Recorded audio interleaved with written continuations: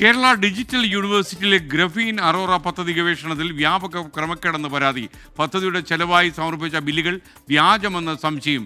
4 കോടി രൂപയുടെ ബില്ലുകൾ vice chancellor doctor Siza Thomas അംഗീകരിക്കാതെ തള്ളി. ഗവർണറുടെ നിർദ്ദേശത്തിൽ അന്വേഷണം വന്നേക്കും.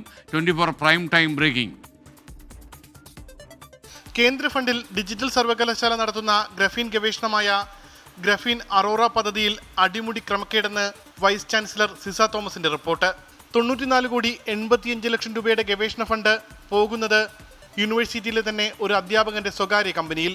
ഗവേഷണത്തിന്റെ ചെലവായി സമർപ്പിച്ച ബില്ലുകളാകട്ടെ ഭക്ഷണം കഴിച്ചതിന്റെയും താമസിച്ചതിന്റെയും ഹോട്ടൽ ബില്ലുകൾ.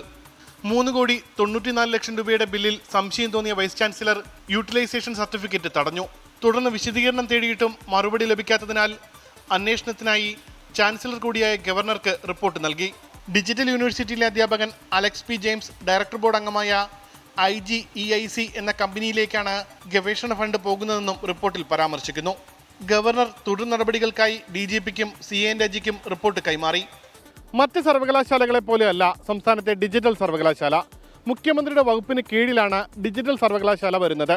അതുകൊണ്ട് തന്നെയാണ് ഇപ്പോൾ ഉയർന്നിരിക്കുന്ന ആരോപണങ്ങൾക്കും അതിന്മേൽ ഗവർണർ നിർദ്ദേശിച്ച അന്വേഷണത്തിനും രാഷ്ട്രീയ പ്രാധാന്യം ഏറുന്നത്. ഉമേഷ് ബാലകൃഷ്ണൻ, 24 തിരുവനന്തപുരം.